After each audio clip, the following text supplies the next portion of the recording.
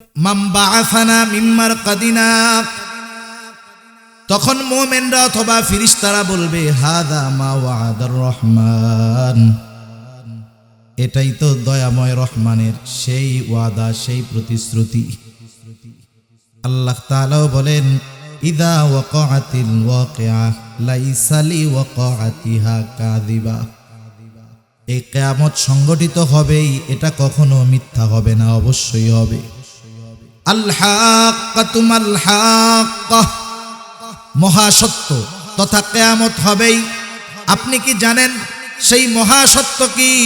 ওয়ামা আদরাকা মাল হাক্কা, আপনাকে কে জানাবে সেই মহাসত্য কি? এটাকে অস্বীকার করার সুযোগ নেই। এটাকে অস্বীকার করেছিল কারা?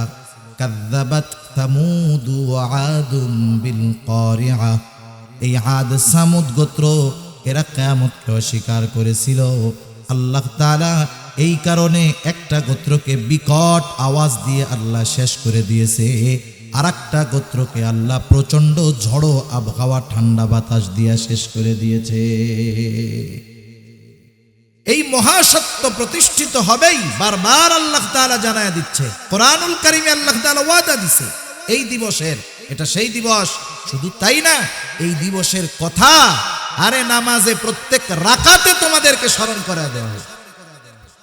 আমরা যখন সূরা ফাতিহা পড়ি, ইমামের পেছনে যখন পড়ি, ইমামের কেরাত, মুসল্লির কেরাত, একা যখন পড়ি, নিজে পড়ি, সূরা ফাতিহা পড়াই লাগে।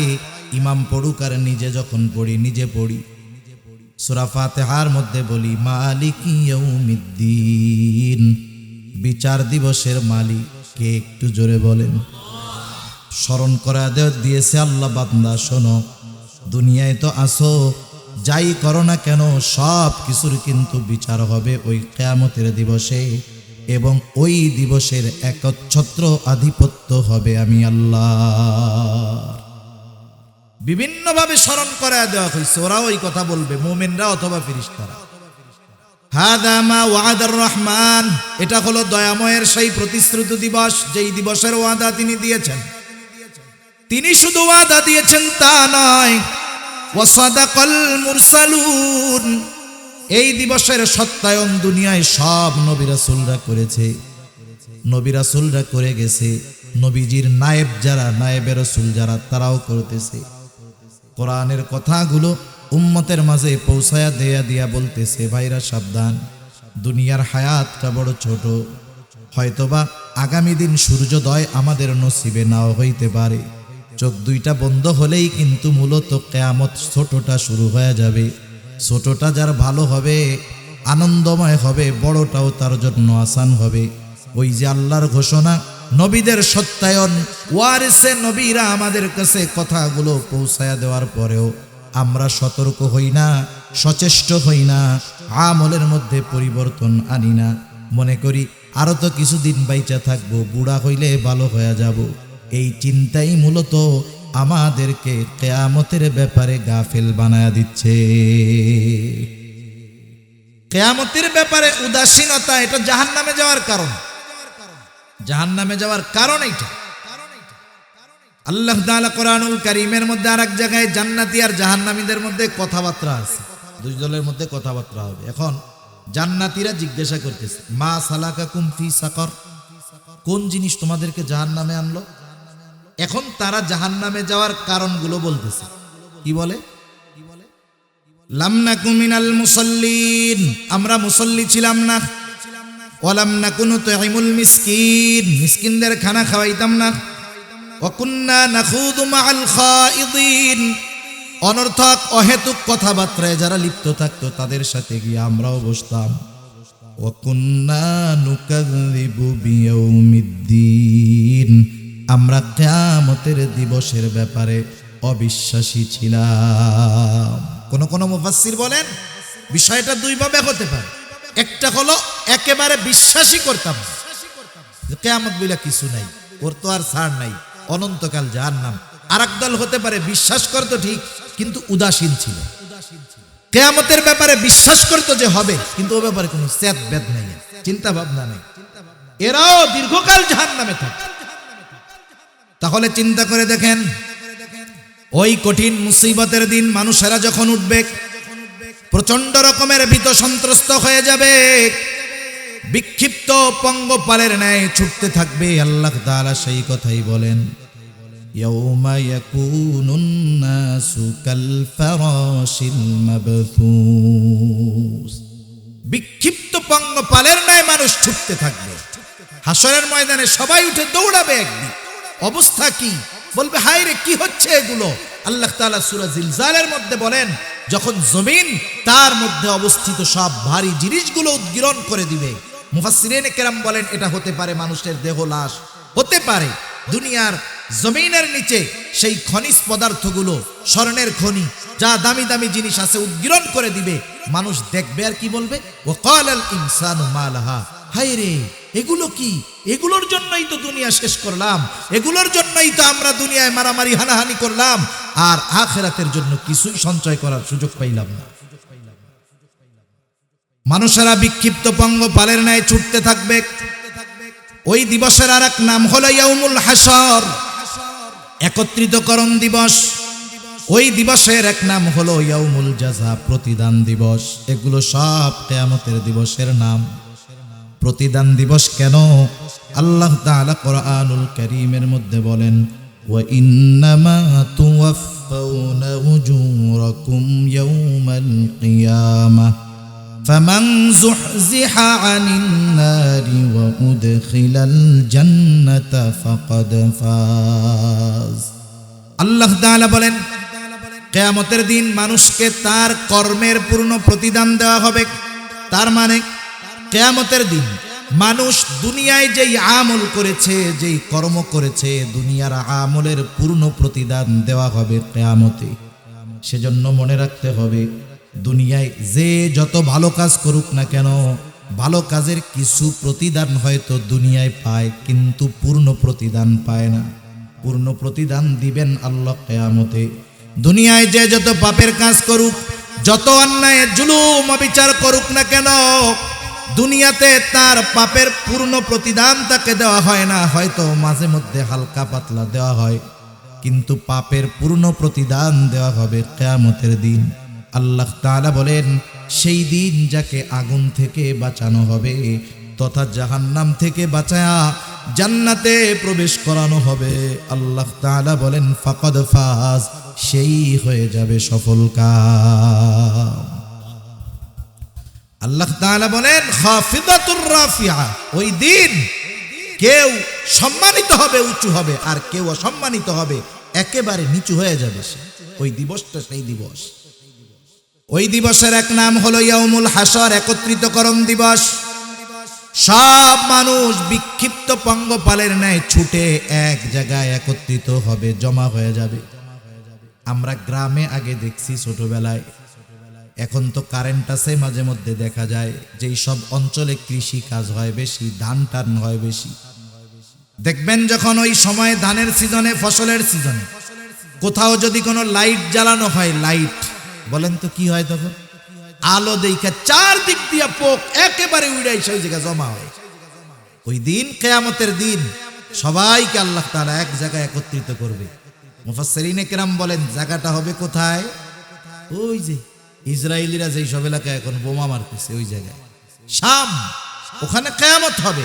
শাম বলতে শুধু সিরিয়া উদ্দেশ্য নয়, আমরা তো বর্তমান দুনিয়ায় বর্ডার দিয়া, তার কাটা দিয়া আমরা এখন দেশ বিভক্ত করে ফেলেছি। আল্লাহর জমিন, গোটা জমিনের মালিক হলেন আল্লাহ।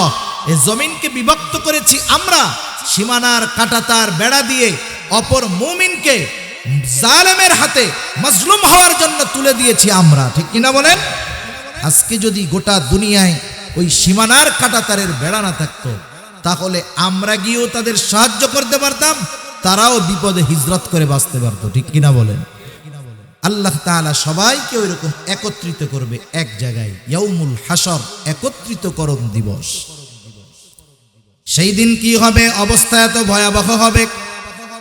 আল্লাহ রাব্বুল আলামিন এরপরে জানায় দেন, ওয়াতাকুনুল জিবালু কাল-ইহনিল মানফুশ। কিয়ামতের দিনটা এত ভয়াবহ এক দিবস, যেই দিন পাথর, ওই যে ল্যাপতশক যখন বানায়, ধুনানো তুলার রঙিন তুলার ন্যায় উঠতে থাকবে। সেই দিন পাহাড় উঠতে থাকবে ওই রকম ধুনানো তুলার ন্যায়। যখন লেপ তোশক বানায়, হয়তো আপনারা দেখছেন, তুলার উপরে যখন লাঠি দিয়া বাড়ি মারে দেখবেন তুলা উড়ে একবারে শুলার মতো উঠতেছে। ওই রকম বিশাল বিশাল পাহাড়ের অবস্থা এরকম হয়ে যাবে, একেবারে ধূলিকণায় পরিণত হয়ে যাবে। গোটা দুনিয়াটাকে আল্লাহ তাআলা রুটির মতো লেভেল বানায় দেবে, কোথাও উঁচু থাকবে না, একেবারে সমান লেভেল হয়ে যাবে। আল্লাহ তাআলা এবার সবাই একত্রিত করবেন, কেন? দুনিয়ার কর্মের পূর্ণ প্রতিদান দেওয়ার জন্য। কি কি হবে সেই দিন? কয়েকটা মুহূর্ত হবে সবচাইতে টেনশনের। একটা মুহূর্ত হবে যখন আমলনামা দেওয়ার ঘোষণা দেওয়া হবে। গোটা কিয়ামতের ময়দান নিস্তব্ধ নীরব হয়ে যাবে, কারণ জানে আজকে যে ডান হাতে আমলনামা পাবে তার হিসাব নিকাশের দরকার আছে, আর বাম হাতে যে পাবে হিসাব নিকাশের দরকার নাই। আল্লাহ রাব্বুল আলামিন ঘোষণা দিবেন, ওই মুহূর্তে নীরব নিস্তবতা, আমলনামাগুলো ছেড়ে দেওয়া হবে। আমলনামা যার যেইটা সেটা তার কাছেই যাবে, একজনেরটা আর একজনের কাছে যাবে না। আল্লাহ রাব্বুল আলামিন জানায় দেন, ডান হাতে যারা আমলনামা পাবে তারা কেমন আনন্দিত হয়ে যাবে। আল্লাহ তাআলা বলেন, فأما من أوتي كتابه بيمينه فيقول هاؤم اقرءوا كتابيه إني ظننت أني ملاق حسابيه। ডান হাতে যারা আমলনামা পাবে ওরা মানুষদেরকে বলবে, ফায়াকুলু হাউম ইকরাউ কিতাবিয়া, এই তো আমার কিতাব, এই তো আমার আমলনামা, তোমরা পড়ো আমার আমলনামা, পড়া দেখো কত কিছু লেখা আছে, কত আমলের কথা লেখা আছে। এইবার সে ডান হাতে আমলনামা পাবার কারণ বলবে, ইন্নী যানানতু আন্নী মুলাকিন হিসাবিয়া, আমি ডান হাতে আমলনামা কেন পাইছি জানো? কারণ আমি দুনিয়াতে এই ব্যাপারে দৃঢ় বিশ্বাস রাখতাম যে আমাকে আমার কর্মের হিসাব আল্লাহর সামনে দেওয়া লাগবে। মূল কথা হলো আমি বিশ্বাস করতাম কিয়ামতের দিন আমার দুনিয়ার কর্মের হিসাব দিতে হবে কার সামনে? আল্লাহর সামনে। দুনিয়াতেই চিন্তা করছি, কিয়ামতের ব্যাপারে ভয় ছিল, জবাবদিহিতার চিন্তা ছিল, এই জন্য আমি দুনিয়ায় ভালো কাজ করছি। ভালো কাজ করার কারণে আজকে কোন হাতে আমলনামা? ডান হাতে আমলনামা।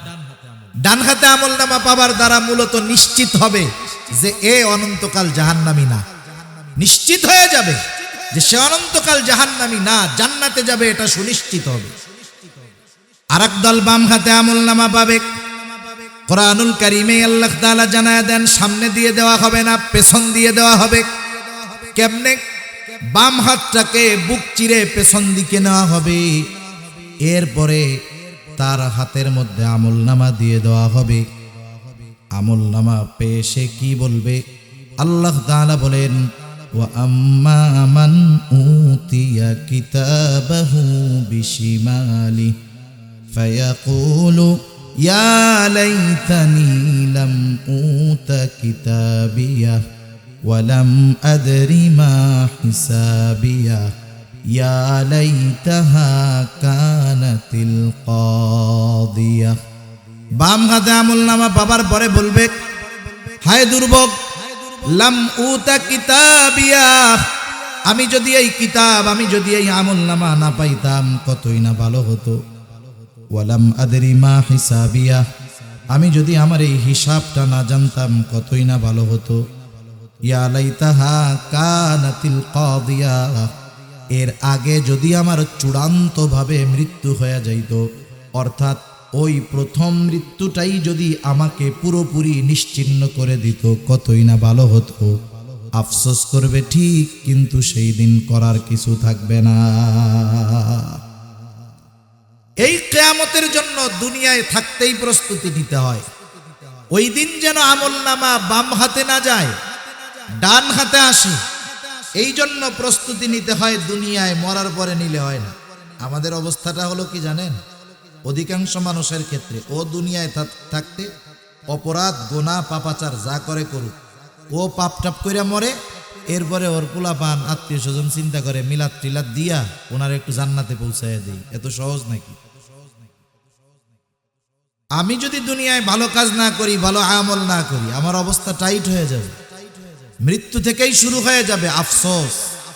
কথায় আসলো, একটু মনে আসলো তাই বলি। দেখেন, এই হায়াত আছে, হায়াত হলো সবচাইতে দামি।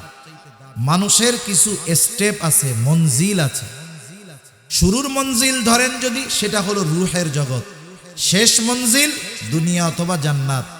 যেই কয়েকটা মঞ্জিল ওই জান্নাত পর্যন্ত পৌঁছাইতে আমাদের অতিক্রম করতে হবে, সবচাইতে কম সময় যেখানে আমরা অপেক্ষা করি সেটা হলো দুনিয়া। সেটা কোথায় বলে? দুনিয়া। মনে করেন আল্লাহ তাআলা আদম আলাইহিস সালামের পৃষ্ঠদেশ থেকে আমাদেরকে বের করছে, রূহ বের করছে। এটা হলো মূল। কারণ মানুষ যখন মারা যায়, মারা যাওয়ার পরেই তার নামের সাথে আমরা একটা শব্দ জুড়া দিই, নামটা অনেক সময় বাদও দিয়া দিই। মনে করেন মারা গেছে ঢাকায়, আমরা তখন বলি না যে আব্দুর রহিম কখন আসবে, তখন বলি লাশ কখন আসবে। ঠিক কিনা বলেন? লাশ কখন আসবে, আমরা লাশের অপেক্ষায় আছি।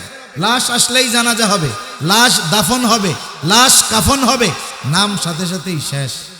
এখন বলেন লা শাইউন ফি, যার মধ্যে কিছু নাই, এটাই তো লাশ। কিন্তু চোখ আছে, হাত আছে, কান আছে, সব আছে, এরপরেও কয় কেন যে কিছুই নাই? যেটা আসল সেটা নাই। ঠিক কিনা বলেন? অথচ এই আসলটাই দেখা যায় না। ওই রূহের জগতে আমরা ছিলাম কত বছর, এর মূল হিসাব আল্লাহ তাআলা ভালো জানে। লক্ষ লক্ষ বছর পার হয়ে গেছে হয়তো ওখানে। রূহের জগৎ থেকে আল্লাহ আমাদের পাঠাইছেন দুনিয়ার জগতে। রূহের জগতে ধরেন লক্ষ বছর, দুনিয়ার জগতে কয় বছর? বড় জোর 100 পাওয়া মানুষ এই সময় তো কম। বাংলাদেশের এভারেজ ধরেন 70-75 ধরেন। এরপরে আর এক জগতে যাব, আলমে বরজখ। ওইখানে সবচাইতে কম যে থাকবে, সেও থাকবে কমপক্ষে 40,000 বছর। সুবহানাল্লাহ বলেন। এরপরে কিয়ামতের ময়দান যদি আর একটা মঞ্জিল ধরেন, মেয়াদ কতদিন? ইয়াউমান কানা মিকদারুহু 50,000 সানাহ। কিয়ামতের এক একটা দিনের মেয়াদ হবে দুনিয়ার 50,000 বছরের সমান। এরপরে হিসাব নিকাশ শেষ, জান্নাত অথবা জাহান্নাম। যে ইমানদার জান্নাতি, বেঈমান জাহান্নামী। সর্বশেষ মঞ্জিলের শুরু আছে তো কোনো শেষ নাই। যার শান্তি শুরু তো শান্তি, যার কষ্ট শুরু তো কষ্ট। এখন বলেন শেষ মঞ্জিল কার কেমন হবে, এটা নির্ভর করে দুনিয়ার এই মাত্র 70 বছরের হায়াতের উপর। সুবহানাল্লাহ। সেজন্য এই মঞ্জিলের সময়টা কম, কিন্তু দামটা বেশি। আসলে চোখ খোলা থাকলে এই জিনিসের দাম বোঝা যায় না। চোখ যখন বন্ধ হবে তখন দাম বোঝা যাবে, কিন্তু করার কিছু থাকবে না। সেই জন্য ওই রকম আফসোস যেন আমাদের না করতে হয়। দুনিয়ায় থাকতেই আখিরাতের প্রস্তুতি নেওয়ার দরকার আছে না নাই? দেখেন মানুষ যখন মারা যায়, যারা সময়কে কাজে লাগাইছে এরা তো ভালো। এই আওয়াজটা একটু ছাড়েন, আমার কথা একটু আওয়াজটা টন করেছেন, টেস্ট কমাই, এমনি সুন্দর হইতেছে মাশাআল্লাহ।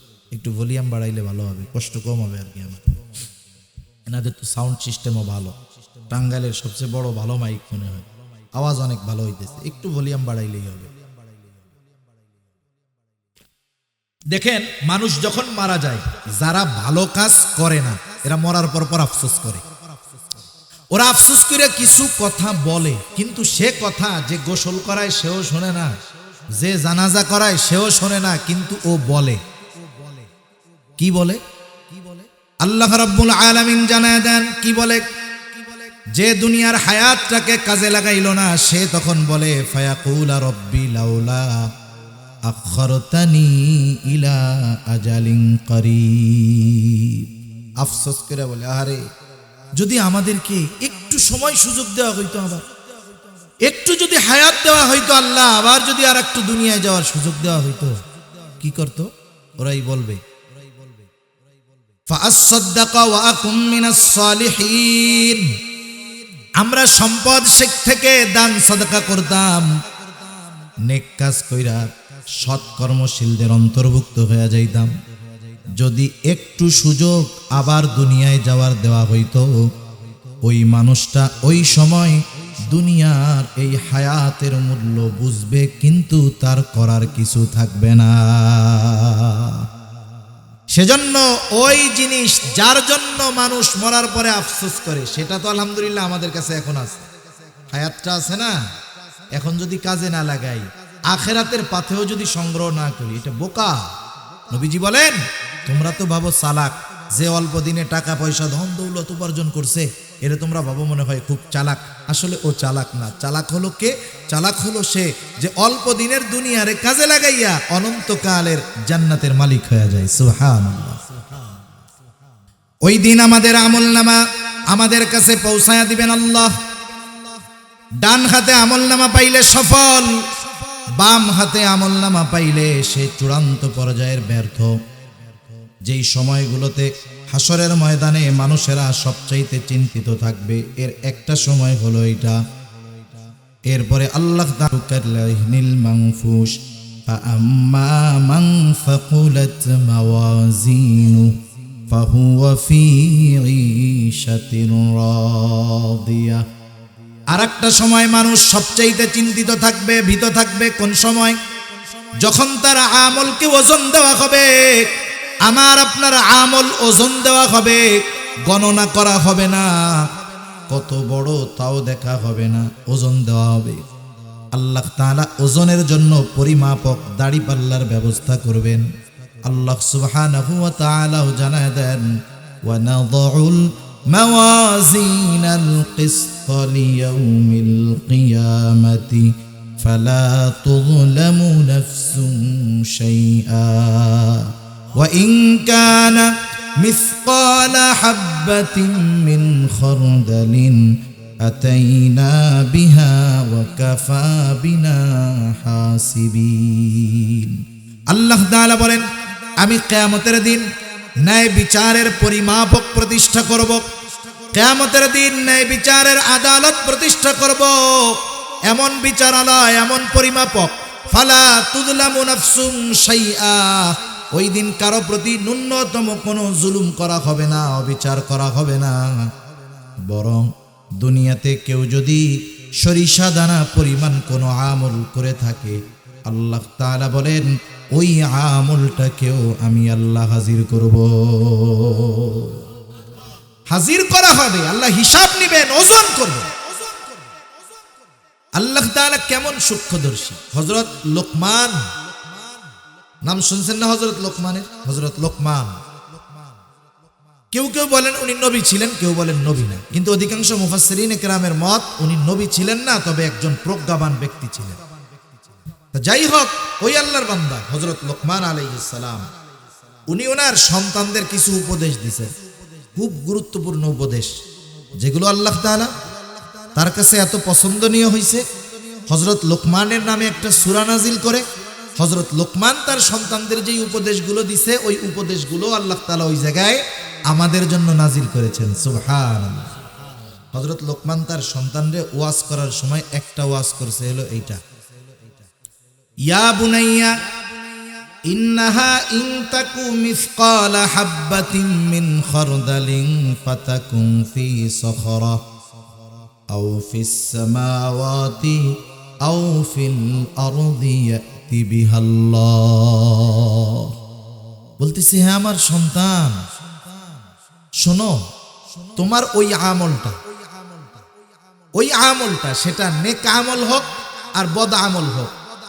আমল স্বাভাবিকভাবে ভালো হইতে পারে, মন্দ হইতে পারে। তুমি নেক কাজ করো আর ভালো কাজ করো আর গুনার কাজ, এটা যা হয় হোক, ওই আমলটা তুমি যদি কোনো পাথরের মধ্যেও করো, ফাতাকুন ফি সখরা, যদি তুমি ওইটা পাথরের মধ্যেও করো, আও ফিস সামাওয়াত, আসমানেও যদি করো, আও ফিল আরদ, জমিনের মধ্যেও যদি করো, ইয়াতি বিহাল্লাহ, তোমার ওই সরিষা দানা পরিমাণ আমলটা যেখানেই তুমি করো না কেন, কিয়ামতের দিন ওই আমল হাজির করবে কে? আল্লাহ। এই আয়াতের তাফসিরে হযরত আনাস রাদিয়াল্লাহু তাআলা আনহু থেকে একটা হাদিস আসছে, নবীজি বলেন, কেউ যদি এমন পাথরের মধ্যে আমল করতে পারে, কেমন পাথর? যেই পাথরের দরজাও নাই, জানালাও নাই, মানে ঢোকারও ব্যবস্থা নাই, বের হওয়ারও ব্যবস্থা নেই। বলেন তো ওই রকম পাথরের মধ্যে যাওয়া কারো দ্বারা সম্ভব? এই অসম্ভবকে সম্ভব যদি কেউ করতেও পারে, ওই পাথরের মধ্যে গিয়েও যদি কেউ আমল করতে পারে, এই অসম্ভবকে সম্ভব করে, আল্লাহ তাআলা কিয়ামতের দিন তার ওই আমলটা, সেটা যদি সরিষা দানা পরিমাণ হয়, ওটা কেউ আল্লাহ হাজির করবে। সুবহানাল্লাহ। সেজন্য আল্লাহ রাব্বুল আলামিন ওই দিন বিচার দিবেন, বিচার করবেন, প্রত্যেকটা আমলের হিসাব নিবেন। আমার আপনার আমলগুলোকে ওজন দেওয়া হবে। ওজন, হাদিসের মধ্যে আসছে ওজন দেওয়া হবে। সবচাইতে বেশি ওজন হবে কোন আমল? যেখানে হঠাৎ করে আসলো তাই বলি। চিন্তা করে দেখেন, নবীজির কাছে প্রশ্ন করতেছে আবু হুরায়রা রাদিয়াল্লাহু তাআলা আনহুর হাদিস। নবীজিকে জিজ্ঞাসা করা হলো, ইয়া রাসূলুল্লাহ, মিজানের মধ্যে সবচাইতে ওজন হবে কোন আমল? নবীজি নামাজের কথা বলেন নাই, রোজার কথা বলেন নাই, হজের কথা বলেন নাই, যাকাতের কথা বলেন নাই। নবীজি বললেন, মিজানের মধ্যে সবচাইতে ওজন হবে যেই আমল, সেটার নাম হলো উত্তম চরিত্র। উত্তম আখলাকের ওজন সবচাইতে বেশি হবে। যেহেতু যুব সমাজের মাহফিল, কথাটা বলার দরকার, কারণ এখন দিন যাচ্ছে, উত্তম চরিত্রের অধপতন খুব দ্রুততার সাথে ঘটতেছে, ঠিক কিনা বলেন? সব ক্ষেত্রেই ওস্তাদের সাথে ছাত্রের আচরণ, বড়র সাথে ছোটর আচরণ, বাবার সাথে ছেলের আচরণ, প্রতিবেশীর সাথে আচরণ, আত্মীয় স্বজনের সাথে আচরণ, দিন যাচ্ছে আরো খারাপ হইতেছে, ঠিক কিনা? কোন আমরা স্কুলে আমরাও পড়ছি, আমরা অমুসলিম শিক্ষকের কাছেও পড়ছি। শিক্ষক হিসাবে তাকে যতটুকু শ্রদ্ধা করার দরকার করছি। সাইকেল চালাইছি, কোনোদিন কোনো ছাত্র দেখছি যে ওই শিক্ষক অমুসলিম হোক, একদিন পড়ছি, অথবা একই স্কুলে পড়ায়, আমাদের ক্লাস নাই, তারে দেখার সাথে সাথে অনেক দূর থেকে এই সাইকেল থেকে নেমে গেছে। যতটুকু সম্মান শ্রদ্ধা করার করছি। কোনো অপরাধ করতেছি, দুষ্টমি করতেছি, এমনি মুরব্বী আসতেছে, তার সম্মানার্থে আর করি নাই। এখন তো যা হয়, এগুলো বলার আর কিছু নাই। তা যাই হোক, আমাদেরকে উত্তম আখলাকের অধিকারী যদি হতে পারি, চেষ্টা যদি চালায়া যাই, ওইটা হবে মিজানের মধ্যে সবচাইতে ওজনদার এক আমল। সুবহানাল্লাহ। তাহলে আমল বড় কিনা এটা হবে না, গোনাও হবে না। আমলকে কি করা হবে? ওজন দেওয়া হবে, ওজন দেওয়া হবে। আর আমল তো ওজনদার হয় ইখলাস, সাথে সাথে নবীজির সুন্নাহ, এই দুইটার সংমিশ্রণ যেই আমলের মধ্যে ঘটে, ওই আমলটা ওজনওয়ালা আমল হয়ে যায়। আর যদি ইখলাস না থাকে, ওই আমল আমার নাজাতের তো কারণ হবেই না, বরং ওই আমলটা আমার জাহান্নামে যাওয়ার কারণ হয়ে দাঁড়াতে পারে, ঠিক কিনা বলেন? এজন্য আল্লাহ তাআলা আমাদের সব আমলগুলাকে ওজনদার আমল বানানোর তৌফিক আল্লাহ দান করুন, সকলে বলি আমিন। কারণ হাদিসের মধ্যে আসছে, আরে আল্লাহর রাস্তায় জিহাদ করছে, জীবন দিয়ে দিছে, শহীদ হয়ে গেছে, রক্তাক্ত অবস্থায় আল্লাহর সামনে উঠবে, আল্লাহ জিজ্ঞাসা করবে এই অবস্থা কেন? বলবে আল্লাহ দিন কায়েমের জন্য কাফেরের বিরুদ্ধে জিহাদ করতে করতে জীবন দিয়ে দিয়েছে। কেন করছিলা? উদ্দেশ্যটা কি? টার্গেট কি? কারণ যুদ্ধের ময়দানে, জেহাদের ময়দানে যদি কেউ যায়, এখানে যদি দল হাইরাও যায়, আল্লাহর কাছে জিজ্ঞাসাবাদ করবেন আল্লাহ তাআলা। জিতলেও অসুবিধা নাই, হারলেও অসুবিধা নাই, যদি খালি নিয়ত ঠিক থাকে, যুদ্ধ করতেছি কার জন্য? এজন্য আল্লাহর রাস্তায় যারা জেহাদ করে, এরা কখনো হারে না, এরা মরলেও জয়ী, জিতলেও জয়ী। মনে করেন ওই যে যুদ্ধ করতেছে ইহুদিদের বিরুদ্ধে হামাস, এরা মরলেও জয়ী, জিতলেও জয়ী। সেজন্য ওরা মরতে ভয় পায় না। এজন্য গোটা দুনিয়ার সব শক্তি ওদের বিরুদ্ধে প্রয়োগ করা হচ্ছে, ওরা মাথা নিচু করে না, বলে মরলেও লাভ, জিতলেও লাভ। এখন দেখেন এটা কেন? এখন ইখলাস যদি না থাকে, এক্ষেত্রে তো মরলে আর লাভ নাই। আল্লাহর রাস্তায় জিহাদ করে জীবন দিছে, উদ্দেশ্য আল্লাহর সন্তুষ্টি না, উদ্দেশ্য ছিল যে আমারে মানুষ বীর বলবে, বাহাদুর বলবে, প্রশংসা করবে। এই জন্য এখন দেখেন আল্লাহ তাআলা বলবে, তুমি যে উদ্দেশ্য যুদ্ধ করছো তা দুনিয়ায় পেয়ে গেছো, আমার তরফ থেকে কিছু নাই, তুমি চলে যাও, তোমার ঠিকানা জাহান্নাম। নাউজুবিল্লাহ। দান করবে, দানশীল ব্যক্তি আল্লাহ জিজ্ঞাসা করবে এত সম্পদ দিছি কি করছো? বলবে আল্লাহ দান করছি, এরে দিছি, ওরে দিছি, তারে দিছি, এই বানায় দিছি, সেই বানায় দিছি। কেন দিছো? বলবে আল্লাহ দিছি আপনার সন্তুষ্টির জন্য। আল্লাহ বলবে তোমার মনের খবর আমি জানি, তুমি দিছো যাতে তোমার দানবীর বলে, তোমার প্রশংসা করে, যে জন্য দান করছো। দুনিয়ায় তো পেয়ে গেছো, যাও আজকে কিছু নাই, ঠিকানা তোমার জাহান্নাম। আরে আলেমরে জিজ্ঞাসা করবে ইলম কেন শিখছো? কারিকে জিজ্ঞাসা করা হবে কোরআন কেন শিখছো? বলবে আল্লাহ আপনার সন্তুষ্টির জন্য। বলবে মিথ্যা কথা বলছো, তুমি কারি হইছো, আলেম হইছো, দুনিয়ার মানুষ তোমার তিলাওয়াতের প্রশংসা করবে, তোমারে বড় ওয়াইজ বলবে, বক্তা বলবে, মুফাসসিরে কোরআন বলবে, তোমার সুর শুনে মানুষ তোমার বাহবা দিবে। তুমি যে উদ্দেশ্যে ইলম অর্জন করছো দুনিয়ায় তো পেয়ে গেছো, এখন কিচ্ছু নাই, তোমার ঠিকানা জাহান্নাম, চলে যাও জাহান্নামে। সেজন্য আমল ওজনদার হয় ইখলাস এবং সুন্নাতের কারণে। আল্লাহ তাআলা আমাদের সব আমলগুলো ইখলাসের সাথে করার তৌফিক দান করুন। আল্লাহ তাআলা ওজনের সময়ের কথা স্মরণ করায় দিয়া বলেন, বান্দা ওই দিন ওজন হবে, বিচার হবে, ফালা তুযলামু নাফসুন শাইআ, কারো প্রতি ন্যূনতম জুলুম করা হবে না, অবিচার করা হবে না। ওয়া ইন কানা মিসকালা হাববাতিন মিন খারদালিন আতাইনা বিহা ওয়া কাফা বিনা হাসিবিন। সরিষা দানা পরিমাণ আমলও যদি কেউ করে, আমল সহ তাকে হাজির করা হবে, হিসাব নেওয়া হবে। কাফা বিনা হাসিবিন, এই আলোকে কোন মুফাসসির বলেন মানুষকেও ওজন করা হবে, তার আমলকেও সাথে ওজন করা হবে। অবস্থাটা চিন্তা করে দেখেন কি হবে। যদি নেকের পাল্লাটা ভারী হয়ে যায় তাহলে তো সে সফল। আল্লাহ তাআলা সেই কথাই বলেন, ফাআম্মা মান সাকুলাত মাওয়াজিনুহু ফাহুয়া ফি ঈশাতির রাদিয়া, সে তো আরামে স্বাচ্ছন্দ্যে অবস্থান করতে থাকবে। কিন্তু আফসোস, দুর্ভোগ তো তার জন্য যারা আমলনামায় গুনাহ বেশি হবে, ওজনটা কম হয়ে যাবে। ওয়া আম্মা মান সাকুলাত মাওয়াজিনুহু ফাউম্মুহু ওয়া আম্মা মান খাফফাত মাওয়াজিনুহু ফাউম্মুহু হাওিয়া, আর যার ওজনে হালকা যার হবে, কি নেকি যার ওজনে হালকা হবে, গুনাহ যার ভারী হবে, ফাউম্মুহু হাওিয়া, তার মা হবে হাওিয়া, মানে তার অবস্থান স্থল হবে ওই হাওিয়া, জাহান্নাম তার অবস্থান স্থল হবে। মুফাসসিরিনে কেরাম বলেন সে জাহান্নামের কোলের মধ্যে থাকবে।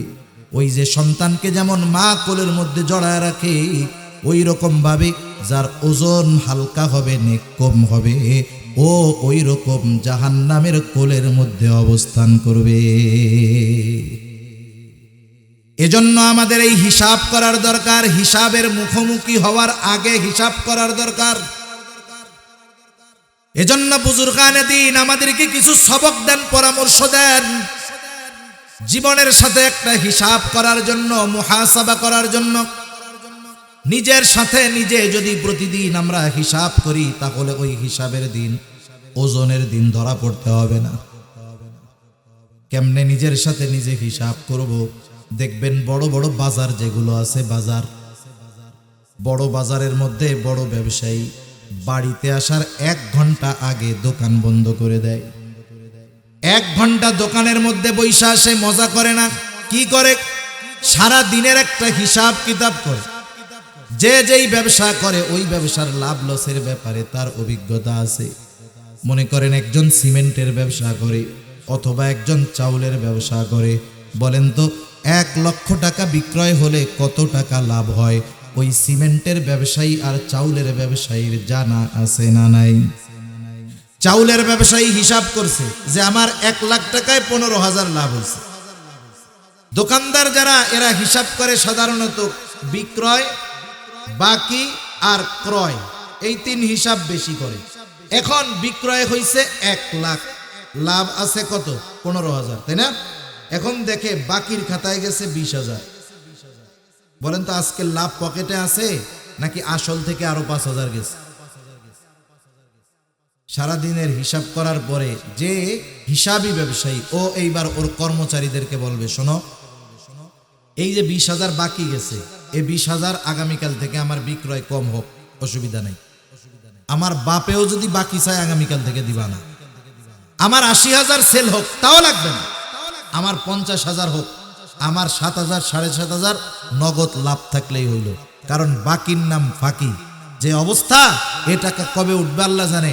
আমি মরার পরে উঠবে কিনা সন্দেহ আছে। এখন আমার বাপ আইসাও আগামীকাল থেকে বাকি চাইলে বাকি দিবা না। এটা হলো ওই 1 ঘন্টা তথা সারা দিনের বেচা কিনার হিসাব নিকাশের সার নির্যাস কি, যে আগামীকাল থেকে আর বাকি দেওয়া হবে না। এই দেখেন, আজকের হিসাবের মাধ্যমে আগামী দিনের ব্যবসার কর্মপন্থা সে নির্ধারণ করে ফেলছে।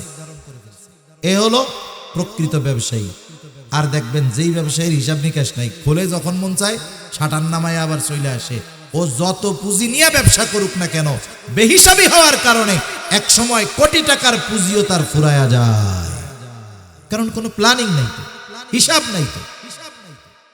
জীবনের ক্ষেত্রে হিসাব যদি এরকম হয়, আমি আজকে রাতে শুইতে যাব, ঘুমানোর আগে 5টা মিনিট সময় আমি আমার সাথে নিজের জীবনের এক হিসাব করব।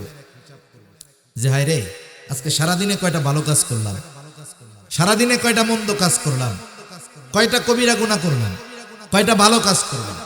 এখন মনে করেন হিসাব করছে। আপনি একা চিন্তা করে দেখবেন, একা যায় বালিশে শুবেন, চোখটা বন্ধ করবেন, একেবারে শুরু থেকে নিয়ে শেষ পর্যন্ত সারাদিনের হিসাব অটোমেটিক আপনার সামনে চলে আসবে। এখন যোগ বিয়োগ করেন যে আজকে আমার গুনাহ বেশি না সওয়াব বেশি।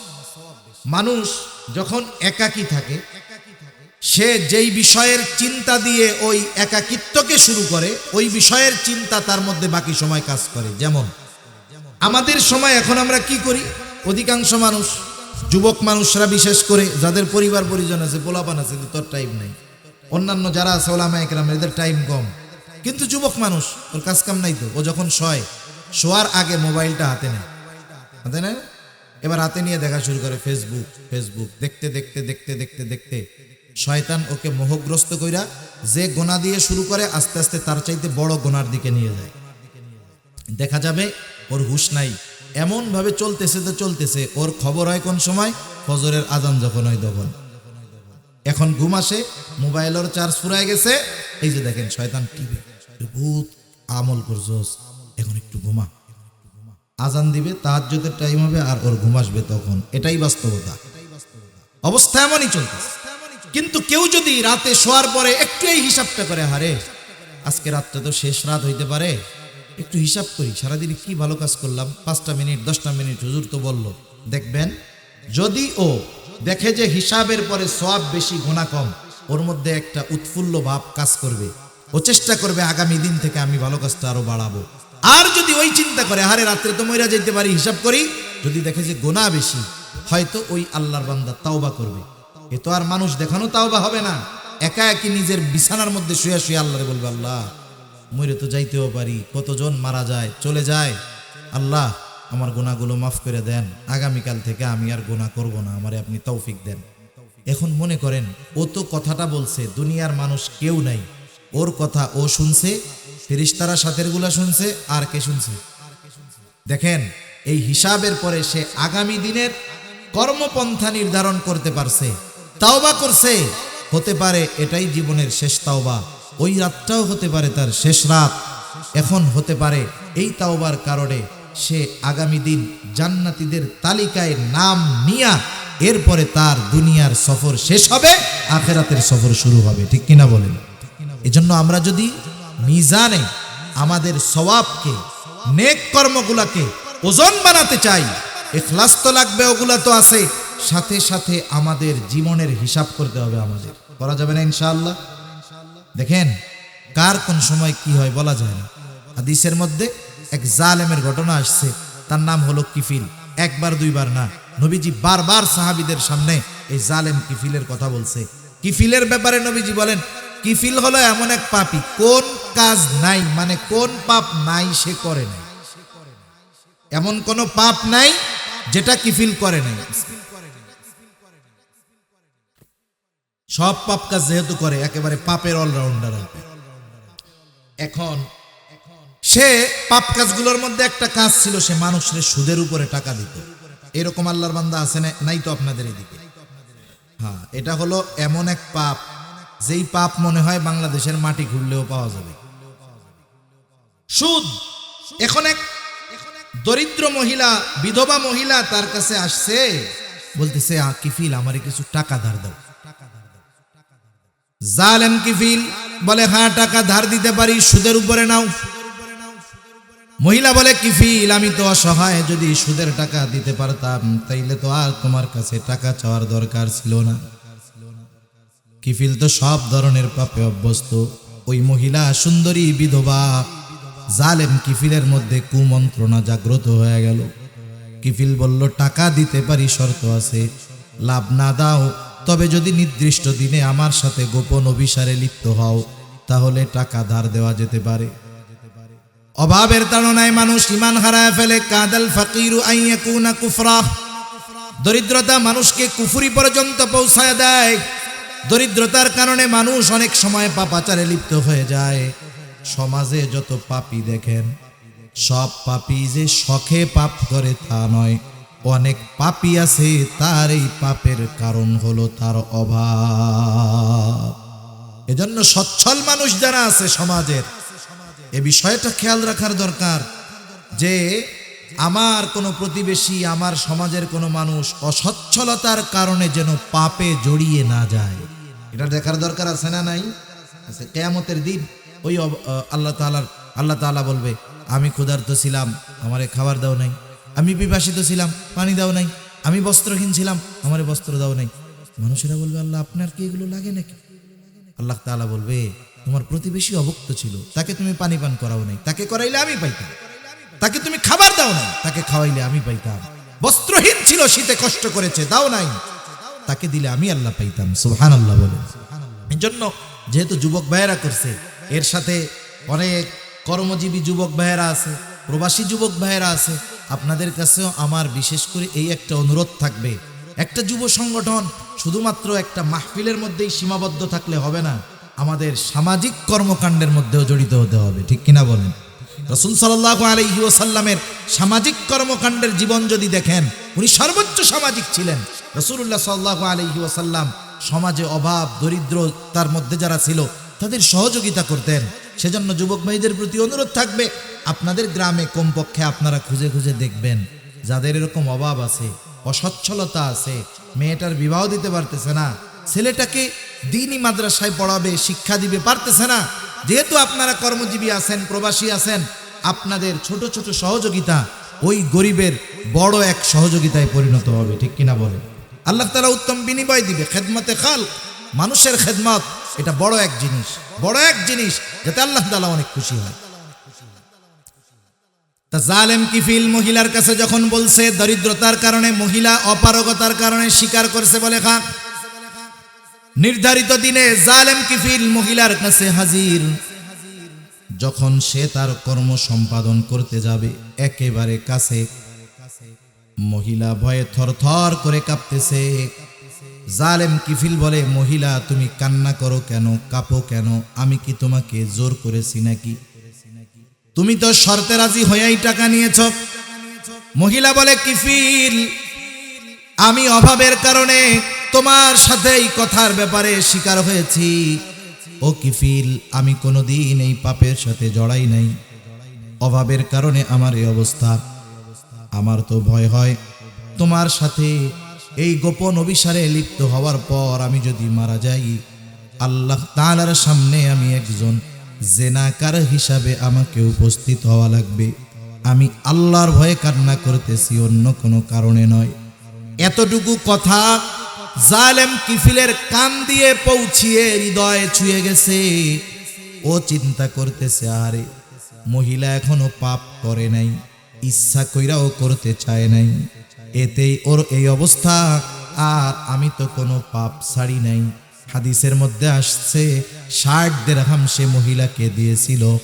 মহিলা এই কথা বলবার পর জালেম কিফিল বলে, যাও মহিলা, তোমারে আমি এই 60 দিরহাম সাদাকা করে দিলাম, মাফ করে দিলাম।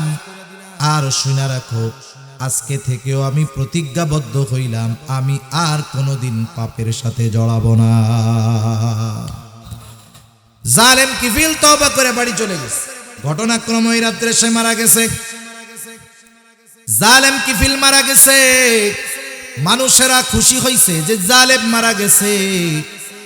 মনে রাখবেন, সমাজের কিছু মানুষ মরলে অনেক মানুষ ইন্না লিল্লাহ মুখ দিয়া কয় ঠিক, মনে মনে কয় আল্লাহ আরো আগে মরলো না কেন, এখন মরছে তাও আলহামদুলিল্লাহ বলে না। শুনাইয়া কয় যায় রে অমুকে মারা গেছে, আমার বুকটা জ্বলে যাচ্ছে, মনে মনে কয় আরো 10 বছর আগে মরলো না কেন। সমাজের কিছু মানুষ মরলে মানুষ খুশি হয়, ও তো জালেম ছিল, মানুষ মরছে মানুষ খুশি হয়েছে। কিন্তু আল্লাহ তাআলা জানায় দিছে না, তোমরা জালেম বইলো না। কিফিল তওবা করছে, কিফিলের তওবা আল্লাহ তাআলা কবুল করেছে, কিফিলকে আল্লাহ তাআলা তার বন্ধু বানায় নিছে। একটু চিন্তা করেন, একটা কথা তার চিন্তাকে পরিবর্তন করে দিয়েছে। তাওবা নসিব হয়েছে, মারা গেছে সারা জীবন পাপ করে, একটা কথা একটা চিন্তা তাকে আল্লাহর বন্ধু বানায় দিয়েছে। সেজন্য আমরা এখন থেকে জীবনের হিসাব করব, আল্লাহ তাআলার সামনে হিসাবে উপস্থিত হওয়ার আগে আমরা নিজেরা নিজেদের সাথে হিসাব করব না ইনশাআল্লাহ। যখন বড় বড় প্রতিষ্ঠানে অডিট আসবে, সরকারি অডিট আসবে হিসাব নেওয়ার জন্য, ওই মাদ্রাসার যিনি হিসাব রক্ষক থাকেন একবার হিসাব ফাইনাল করে বসে থাকেন, এলাকার যারা বুঝে এদেরকে ডাকে, দেখতো হিসাবটা ঠিক আছে নাকি, 15-20 জনরে দেখায়। এরপরে গিয়া অডিট অফিসার যখন দেখে তখনও মনের মধ্যে খালি শুভু শুভু লাগে, না জানি কই ভুল হয়ে যায়, না জানি কই ভুল হয়ে যায়। চিন্তা করে দেখেন, ওই মহাপরাক্রমশালী যিনি সবার হিসাব নেওয়ার জন্য একাই যথেষ্ট, ওই মহান সত্তার সামনে আমার জীবনের হায়াতের হিসাব দেওয়ার আগে ওই হিসাব আমাকে নিজের কাছে নিজে বারবার দেওয়ার দরকার আছে না নাই? যদি দিতে পারি তাহলে আশা করি ওই যে মিজানে যখন ওজন হবে তখন অবশ্যই নেকের পাল্লা ভারী হবে ইনশাআল্লাহ। فأما من ثقلت موازينه فهو في عيشة راضية وأما من خفت موازينه فأمه هاوية। যারটা হালকা হবে তথা নেকের পাল্লা হালকা হবে, তার অবস্থান স্থল হবে হাওয়া। আল্লাহ তাআলা বলেন, ওয়ামা আদরাকা মা হিয়া, আপনাকে কে বলবে সেই হাওয়া? এটা নারুন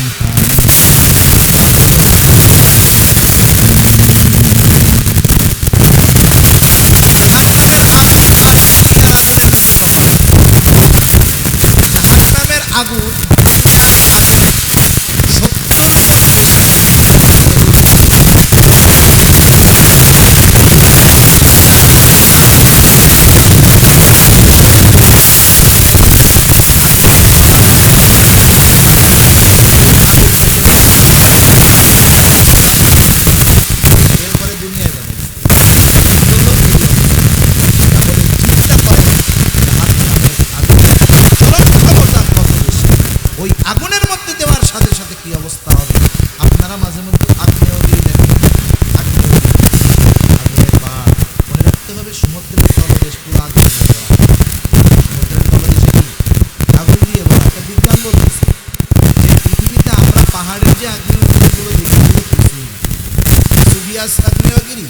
এগুলো স্যাম্পল ব্যাপার, কিন্তু এর চাইতে কল্পনাতীত শক্তি নিয়ে সমুদ্রের তলদেশে সমস্ত আগ্নেয়গিরি আছে।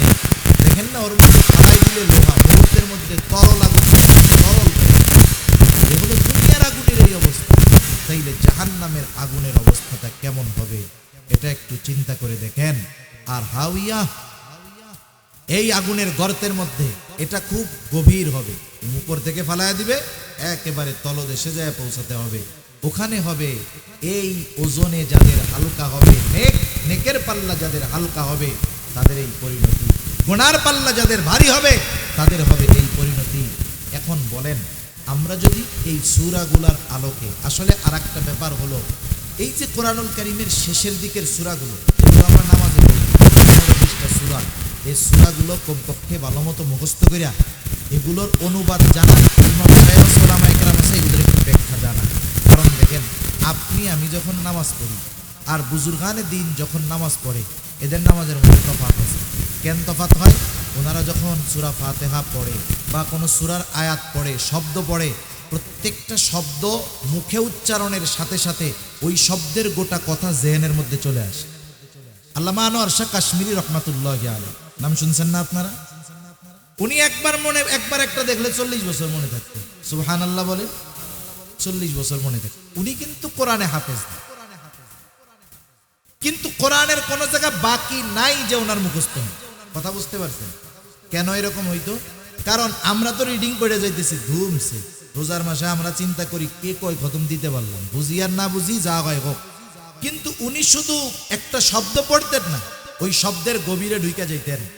কারণ আরো কথায় কথা তো আসে, আমাদের দেশে কিছু মিস্টার মৌলানা চিনেন নাই? বুঝেন নাই? আরে আমাদের দেশের এই 40 বছর হাদিস পড়াইয়া হুজুর আহলে হাদিস হইতে পারেন, কিন্তু আমাদের দেশে বাংলা বইরা সূরা ফাতিহা শুদ্ধ নাই, উনি হয় হলো আহলে হাদিস শায়েখ। আছে না নাই? একটা জিনিস মনে রাখ, আপনি আমি কোরআন শরীফের তরজমা দেখা শুধু অর্থ দেখতে পারবো। মানুষ অনুবাদ পড়ে, অর্থ পড়ে, দেখে ঠিক আছে অর্থ, কিন্তু শাব্দিক অর্থের সাথে সাথে ওই শব্দগুলোর একটা অন্তর্নিহিত অর্থ আছে। শাব্দিক অর্থ চোখ দিয়ে দেখা যায়, মুখ দিয়ে পড়া যায়, মুখ দিয়ে বলা যায়, কিন্তু ওই শব্দটার অন্তর্নিহিত অর্থ হৃদয় দিয়ে বুঝতে হয়। আর এটা বোঝার জন্য ওই শব্দ তথা ওই ভাষার পূর্ণ পাণ্ডিত্য অর্জন করতে হাদিসের কিতাবের ইবারত পড়ার আগে প্রায় 4-5 বছর, 5 বছরের কম হবে না, 5-6 বছর একেবারে আরবি সাহিত্য ব্যাকরণ নিয়ে পড়ার পরেও একজন আলেম বলতে পারে না যে আমি আরবি সাহিত্যে তথা আরবি ভাষার উপরে পূর্ণ পাণ্ডিত্য অর্জন করতে পারছি। অথচ হায় হায় অনুবাদ কইরাই, মানে এমনি আরবি থেকে নিজে বাংলা করতে পারবে না, কিন্তু মানে বাংলা করাটা নিজে কইরা আরেকজন বাংলা করছে, ওইটা পড়ে উনি শায়েখ হয়ে গেছে, আহলে হাদিস হয়ে গেছে। মনে রাখবেন, এইরকম যারা আছে এরা নিজেরা তো বিভ্রান্তিতে ডুবছে, আমাদেরকেও ডুবাইয়া ছাড়বে, এজন্য সাবধান। তা দেখেন আহলে হাদিস হয়ে গেছে, কোন কথার থেকে গেলাম আল্লাহ তাআলাই জানে। যে শব্দের অন্তর্নিহিত অর্থ, এটা বোঝার জন্য তো আলেম হওয়ার দরকার, এটা বোঝার জন্য মেহনত করার দরকার, এটা বোঝার জন্য নিজে ওই গবেষণার মধ্যে ডুবে থাকার দরকার। তা কোন কথার থেকে গেলাম? এর আগে জানি কি কইছিলাম? শেষের সূরাগুলো, হ্যাঁ এই তো মূল কথা এইটা। তা দেখেন আমরা তো পড়ি, রিডিং পড়ে যাচ্ছি, আমরা কিন্তু পড়ার কিছু বুঝতেছি। আমি প্রয়োজনে বাড়ি থেকে অনুবাদ করে এরপর ইমাম সাহেবের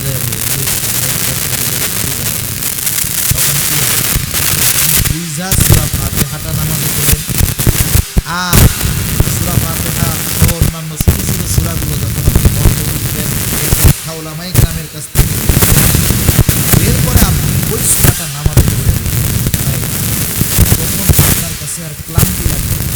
তখন যদি ইমাম সাহেব বড় সূরার অনুবাদ যদি মুখস্থ আপনার থাকে, ওই সূরা যদি ইমাম সাহেব নামাজে পড়ে আপনার কষ্ট লাগবে না। আমাদের দেশে দেখেন না, একটু সূরা লম্বা হইলে লম্বা সূরা স্থিরতা শুনে কেন? এজন্য শেষের এই সূরাগুলো কমপক্ষে আমরা পড়ব, জানবো, উলামায়ে কেরামের থেকে ব্যাখ্যা জানবো, এবং এর শিক্ষা আমরা আমাদের জীবনের সাথে ফিট করব। তাহলে আশা করা যায় জীবন সুন্দর হবে, পরকাল সুন্দর হবে, আমাদের ইবাদত সুন্দর হবে। আর ইবাদতগুলো যখন আল্লাহর জন্য হবে, তখন মিজানে যখন ওজন দেওয়া হবে, দেখা যাবে আমল অল্প কিন্তু এটার ওজন অনেক বেশি। ঠিক কিনা বলেন? আরে তুলা যদি 1 বস্তা দেন কতখানি জায়গা লাগে না? এখন দেখা যাবে ওই তুলার ওজন হলো 3 কেজি, 3 কেজি জায়গা খায় কতটুকু? এতটুকু। সেজন্য ইখলাসওয়ালা আমলের ওজন বেশি, মিজানের পাল্লায় ওগুলোর ওজন বেশি ভারী হবে। আর পরকালের কথা বেশি বেশি চিন্তা করব, কারণ যে যত পরকালের প্রতি বেশি বিশ্বাসী, কিয়ামতের ভয় যার অন্তরে যত বেশি, দুনিয়ার আমল তত তার সুন্দর।